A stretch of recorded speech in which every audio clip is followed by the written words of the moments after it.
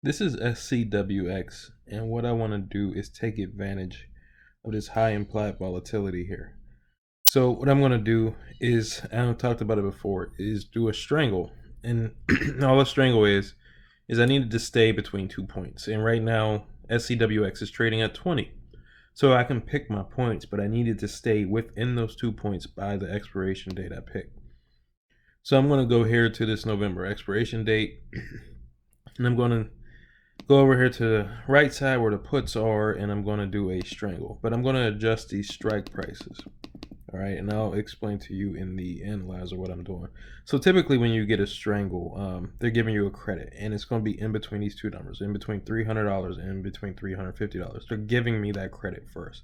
So I'll go directly to 325, and I'm going to analyze it. So if SCWX stayed exactly where it is by that expiration date, that 325 is what I would get. Obviously, there's going to be some movement in between here at some point, but I wanted to stay as close as possible to that.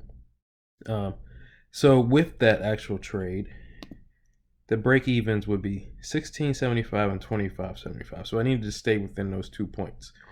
All right, and I can tell at that point that it's only supposed to move $5 in between by that expiration date. So that kind of fits with what I'm doing here. So I'm gonna go ahead and raise that up because I have more credits. I want to bring in more of a credit. And if I hit confirm and send, my bottom is 16, which is 4 away from 20. I think we can risk that because looking at the chart, it's already dropped some. 16 is right around there, and that's at the bottom of the Bollinger Bands, and I've talked about Bollinger Bands before, so it shouldn't leave that area. And I'm going to go ahead and hit confirm and send, and it will take 1,600 of buying power with a possible max profit of $1,300 if it stays in between those 2 points. And I'll check back here in a few, especially after implied volatility drops, to see where it's at. And I'm going to see if it goes through, hit send, and it went through.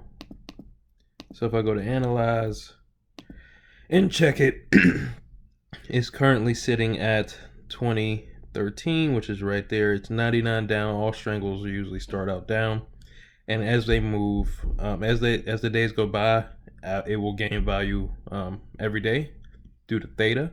So we'll check it in a few days, or a few days to a week, and see where it's at.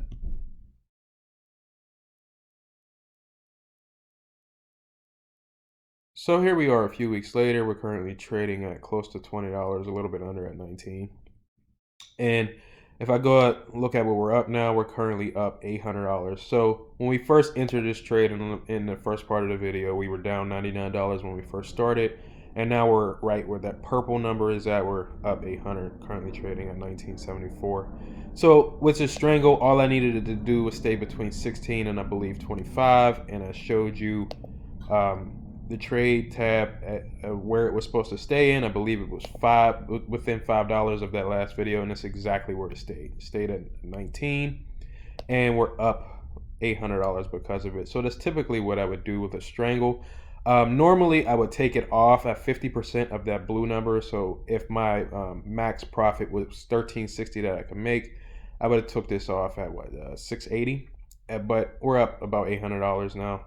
And what I will do is go ahead and close this out for a profit and move this to another trade in my paper account. But that's just one way you can do a strangle, and realizing how far the actual stock is supposed to move by your expiration date.